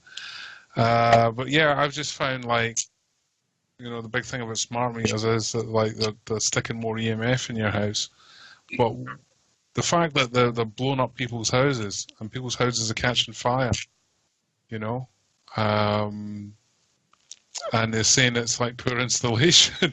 But you know, the design. It's a flawed design, and the reason why it's got a flawed design is because somebody wants to spy on it. Because it's not really about data. And the issue with smart meters, anybody who's got a smart meter, get it taken out. Your smart meter, like a mechanical meter, knows how much gas or how much electricity is coming in or out of your home. A smart meter can be hacked into, and they can just manage it. Anybody can manage it. I'm going to tell you now. I always look at the monetary. Well, it's an old Latin term called cubono, and it used to be part of the legal system in Rome. He who benefits. So you know when they used to poison somebody, nobody knew who had actually carried out the dastardly act. He who benefited normally got the blame. It's called cubono. It's he who benefits. And it was part of the system where, you know, you look at who's going to benefit from a certain act. I think we need to bring it into UK law, because who benefits from having a smart meter? Well, the consumers are supposed to benefit from it, aren't they? This is how it's sold to us. Get a smart meter. You got a smart TV. You got a smartphone. You know, you might even get a dishwasher that's now smart. Everything's smart, man. Just go get your electricity meter smart, and then you can see how much electricity you're using, when, and all that crap. I'm just going to tell you. I'm going to just explain it once again. What SMART stands for: secret, militarized armaments, and residential technology. So anybody that's got anything that's smart out there, believe us, you're up shit. Yeah. I don't know. It's probably the old. I'm getting it for free. I'm getting something new. I was kind of like shopping. I'm getting a new electricity meter. Sounds cool. You know what I mean? They're like, oh, you know, gives them something to talk about. Oh, I'll get the smart meter. You know what I mean? They're like, people's lives need this little perk up, and it's like something for free. It's like a free upgrade to like the latest tech. Well, you see that, yeah.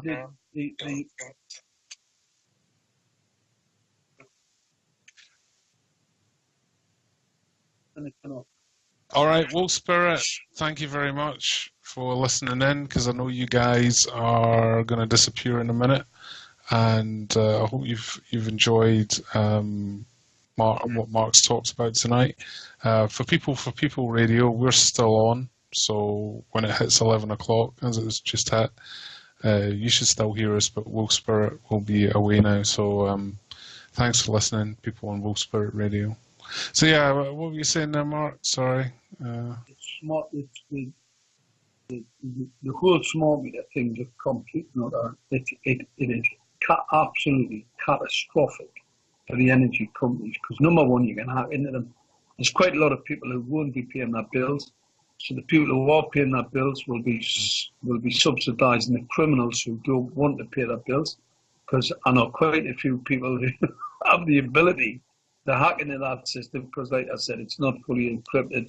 It's no such thing. Yeah, well, the old meters, there's no real way. I mean, you can tamper with them, of course, but you're going to have, it's going to be obvious. It's going to be obvious that you've tampered with it. Whereas if you tamper with the electronic one, it's not obvious. What the electronic one, you know, if you had a nice hack, it would maybe like for every 2 units of energy you use, it just puts through 1. You know what I mean? It's not like a greedy. It's just a skim. You know, they're just skimming the electricity. You know. Yeah, well, they can skim, but on the other side, see the energy company. I believe the real sort of plan for smart meters, so they can manage the energy in and out. So they can, you know, if I added a fiver to your energy bill at the end of the month, I mean, I've talked about some 30-odd million of these. And if I stick a fiver on a week, I mean, you wouldn't even know. And because it's not a mechanical meter, it means that they can be managed like that. So they can basically fabricate a bill. Absolutely nothing you can do about it. Anybody that has a smart meter, ring your energy company, get them to remove it. Not only will it make you sick, it can be hacked.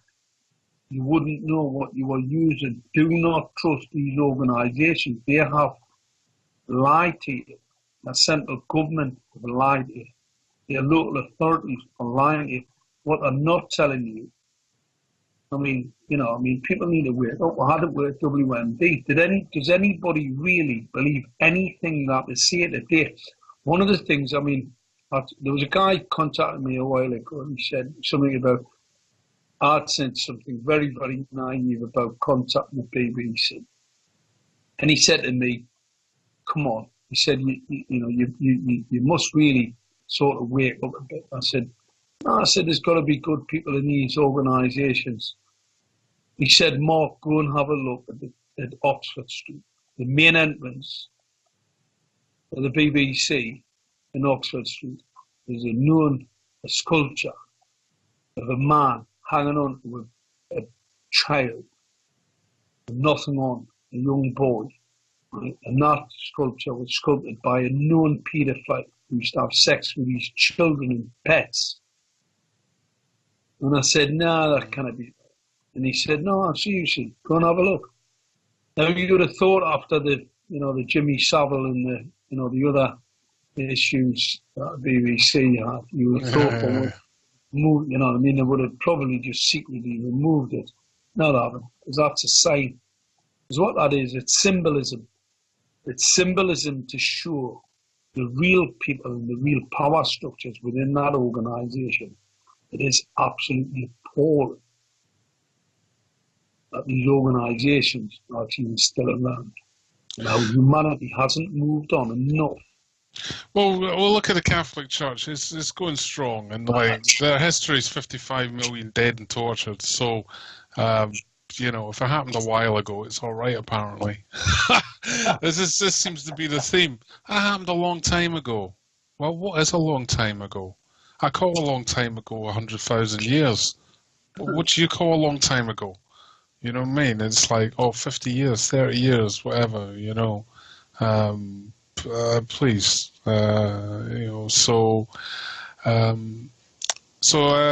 you cover quite a lot on 5G there. I'd like to just finish off with one thing with you, because I know it's time for bedtime. I just want to finish off with one thing. People need to wake up, and I hope that we'll have a look at this son, his new political party, because it looks to me like everything else out there is corrupt to the core. I spoke to the SNP people about it, because obviously, you guys a little bit further north here, like our lot, these are a bit ballsy, to put away shit. And I thought, I'll speak to some of these MPs, and, there might be, and there's a few ballsy ones there that I thought might have wanted to take up the cudgel. Absolutely. When I mentioned this telecoms 5G system, didn't mention it with weapons, just mentioned the fact that it makes people ill. Yeah, absolutely just going for the hills. What we've actually ended up with is a load of people in politics who are just total out now cowards. They're paid off shills, cowards. None of them they've got about as much fight in their belly with a dog that's dying of cancer. Right? They just haven't got any stomach for it at all. And unfortunately, we need to have better people that want to have a fight as believers. humanity's fighting for its life. If we don't get this 5G thing stopped in the next 2 years, then it was for better. Yeah. You've got to hope that all those scientists that put their name to stuff just keep beavering away. And, the tide can turn on stuff. It can turn on stuff. I mean, as soon as everyone catches wind, There's people in institutions out there who are listening to this. Like I said, I did a conference down in London, and what I said there, when this 5G system is fully operational, you don't need any police. You don't need any GCHQ. And this system in 3D map is going to be artificial intelligence driven. First people off this planet will be those people.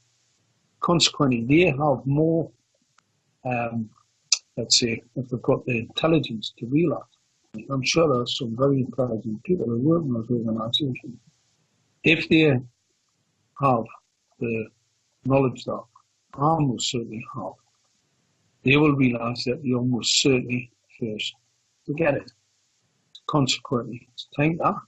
Believe us. I mean, the institutions aren't stupid. There's a lot of them complicit, and a lot of them are extremely stupid. But I believe that's at the very, very top. There's people in the organisations who don't climb those ladders, who are a lot clever. I mean, it's always the same in the public sector. The clever people at the bottom, the dummies are right at the top. I mean, I've worked in a few different agencies, and the people at the bottom seem to know what's going on. People at the top just haven't got a clue. Their heads are in the clouds, ivory towers and all that.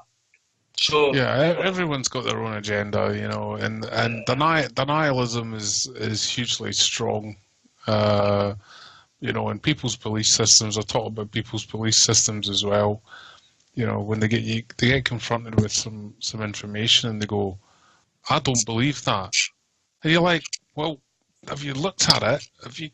You know what I mean? They haven't looked at it. They just kind of go, "I don't believe that." I need to sleep at night. I don't want to know that my brain's getting microwaved. Okay. I did that lecture at Newcastle University, and there was one scientist that said to me, a lady scientist, she said, "I just can't accept that." I said, "Well, what is it you can't accept?" She said, "Well, I just can't accept that." I said, "Well, these are because obviously on the presentation I gave, I've got all the evidence, and I've got all the significant number of experts, the world's leading experts, by the way, on this particular subject. I'm basically just a messenger. I mean, my expertise is in the terahertz range. It's not in the 5G microwave radiation range. What I really know about is terahertz frequency radiation. That's what I specialise in. And we haven't even touched on. So I'll always refer to experts like Martin Parr, Leonard Hardell, Ollie Johansson, Deborah Davis, Martin Blank, etc. I'll always sort of reference these chaps because they are their experts in that particular part of the spectrum. Know quite a little bit more about it than me, and have got the certificates to prove it. And she said to me, "I just can't believe it." And I said, "Well, that's just an opinion." I said, give us something to sort of fire back." And I mean, these people are absolutely. I mean, you talk about educated fools. I mean, it's just from us. I remember a guy once did a project for me. It was a thermodynamics project. And he made an opinion about something. He was a doctor, a young doctor, I think about 3 or 4 years out of university, and he gave us an opinion about something and actually wrote something down in relation to it. I sacked him. I got him in the office and I said, "Look, you're a scientist. You should know better than this. You're not here to give opinions. What you're here to do is give scientific." Sort of output, and obviously what you've done here, you've went off. Said he was completely wrong, by the way, but it's not the point. The fact that he just made that assumption And he had no evidence base at all. Just something that come into his mind. And I thought, well, you're not a scientist. Why are you working in this business? And we actually got rid of that chap. So science really needs to be adhered to, and unfortunately with the signal system, microwave radiation in particular, science is being ignored. The non-thermal impact from microwave radiation is currently being ignored by all the regulatory bodies, World Health Organization, etc., IC and IRP.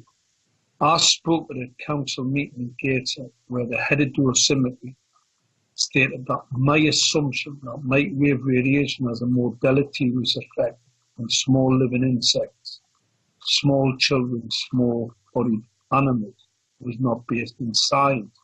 Now, it's quite an interesting observation for a scientist to make. That's if this person made it. Because I did press Gateshead Council on who that scientist was. They will not name them, even after a freedom of information, even though that information was passed in a public meeting. They will not give me the name of that particular scientist. The reason for that, because that's not true. That's a lie. Everybody knows that a £1 chicken takes less time to cook than a £5 chicken. It's basic physics.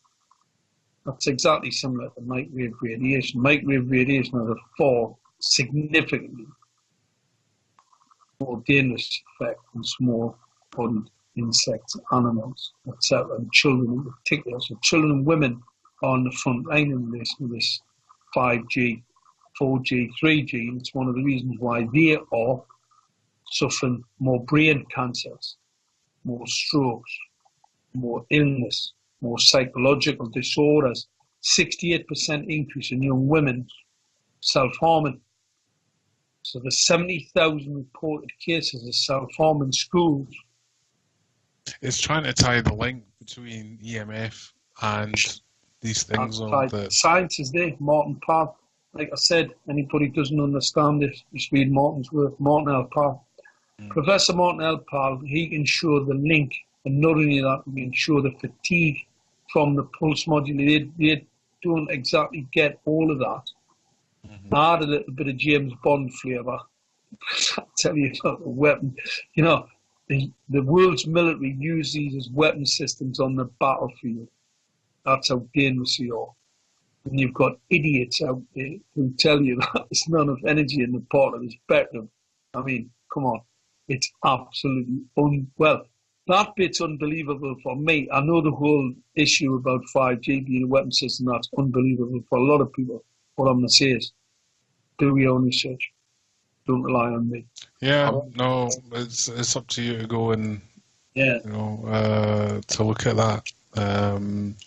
But yeah, a lot to think about there, and maybe for listeners, like Mark says, maybe you want to go and Google a little bit and look further on 5G and spread the word, of course. Let people know that EMF and 5G can be hazardous to your health. Reggie, most certainly talk, tell, text, barber shops, coffee shops, hairdressers. Do not rely on the internet. The internet's there to subdue you. It's a weapon system. It's basically a control management system. So the reason it's free. Social media is not free. It's there to control and manage. Yeah. These technologies were developed out of Stanford, Harvard. These universities have significant funding from intelligence agencies, basically about data gathering. The architecture, the pulse modulated lights there to subdue you, to make it feel as if you're on your own. Do not, it has a value, but make no mistake about it, it is limited. So the best thing to do, get on the streets, talk to people, tell them about what's happening. You'll be surprised at the response that you get. We are, in Gateshead, getting a really, really significant increase in people's understanding of what's going on here. And it is complicated. It's complicated for a reason. It's so that you don't know. So it's made so that you don't know. So the thing is, ignorance will kill you today. So the best thing to do, start doing research, do your research yourself. Don't be ignorant. Believe us, it's a killer. Yeah. I think that's about enough for a night, Andrew. Yeah, we've done well because doing these things, you're struggling past an hour normally. That's my experience. So, to be honest, you've done it all tonight. You've done most of it tonight. I've just interjected and kept the wheel going a little bit. So thanks, Mark. Magic. Thank you for taking the time to come on, because this is like 2.5 hours of your life, So thanks for coming on and telling us all about it. Do anything to help humanity. Yeah. No, that's you got a good spirit. I'm just gonna. I don't know. Can you see all the messages in the chat room? No. Okay. Because I don't see online, so I'm just gonna go through here and see if there's any. If there's any questions, anyone? Let me see. Joan says thanks for standing up for truth and life. And he was also saying personal opinion has no place in science. I would agree. See if there's anything else here. Annie's saying, great info, thank you so much. Redempty's asking, any advice on techniques engaging with the public?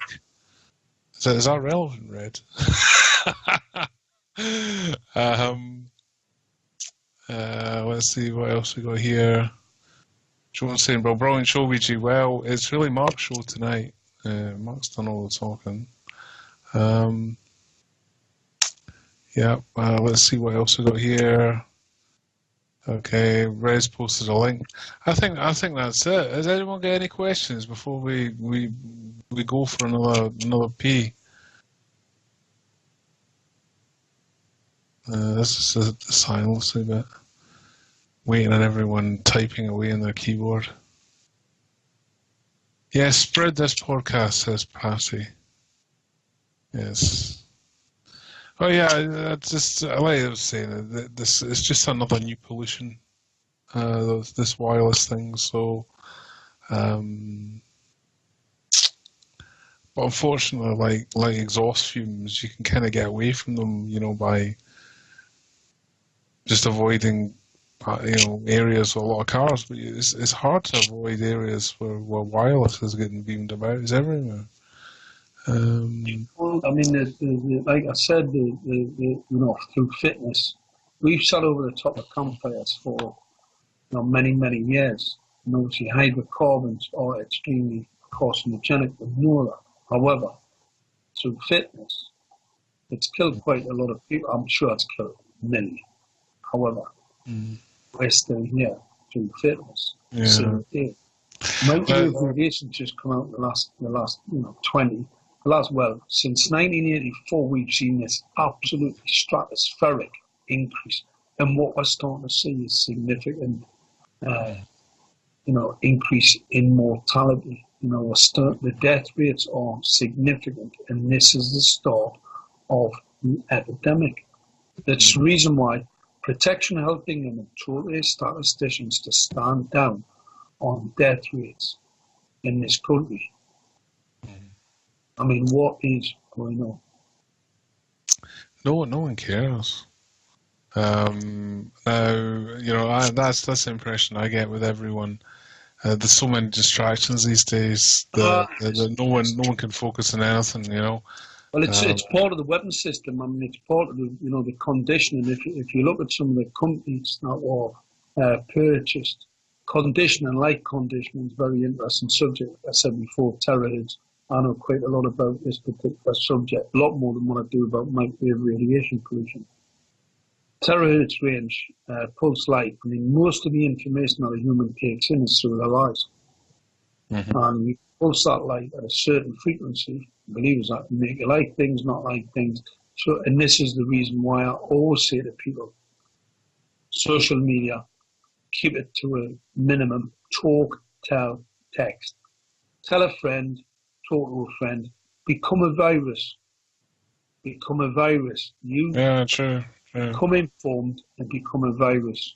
But Yeah, do true. not use, if you want to get stopped in your tracks, just try and do it online. Keyboard warriors, I'm telling you now, total waste of time.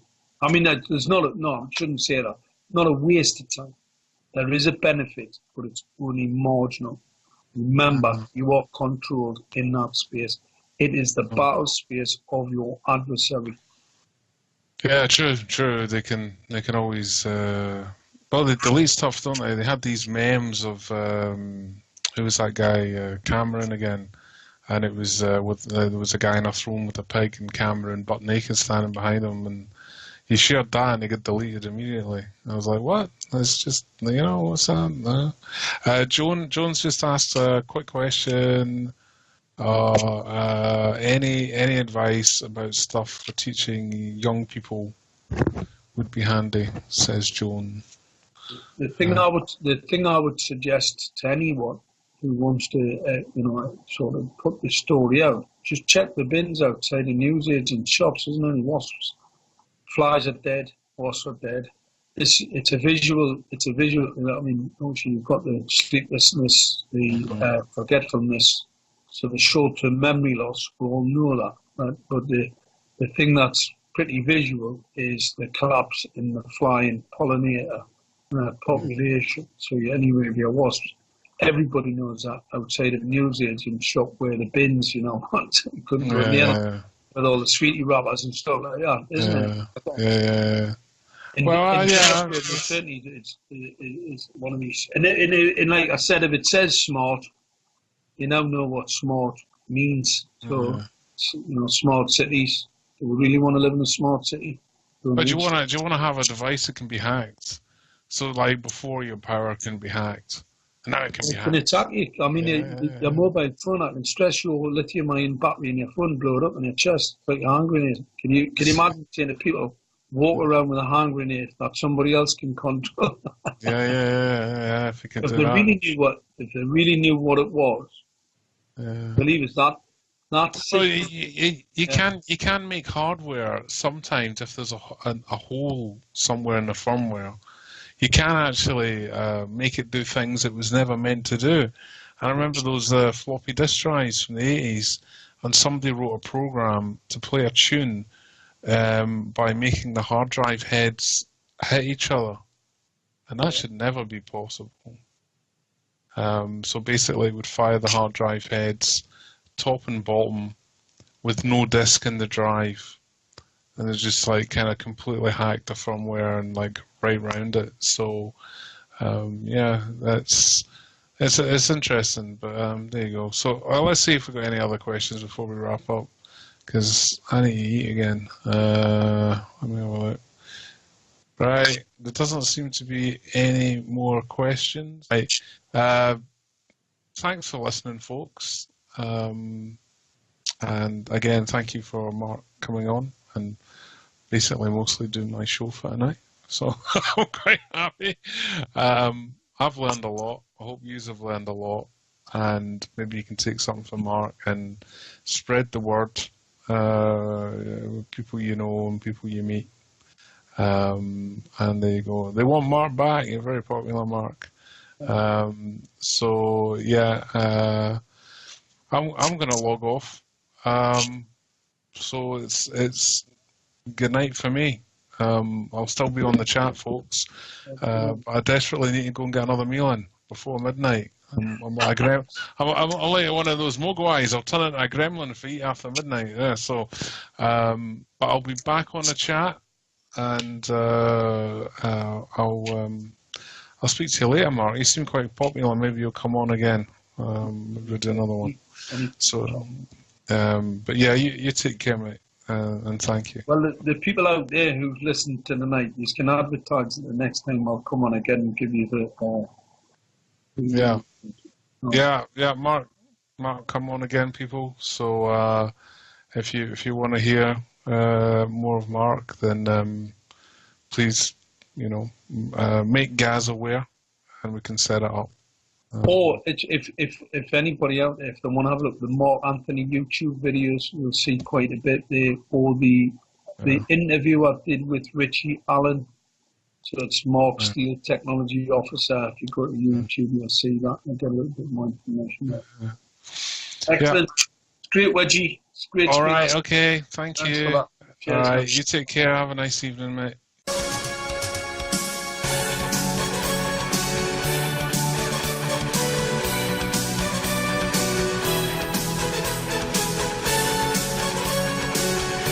Good evening and welcome. You are tuned to People for People Radio.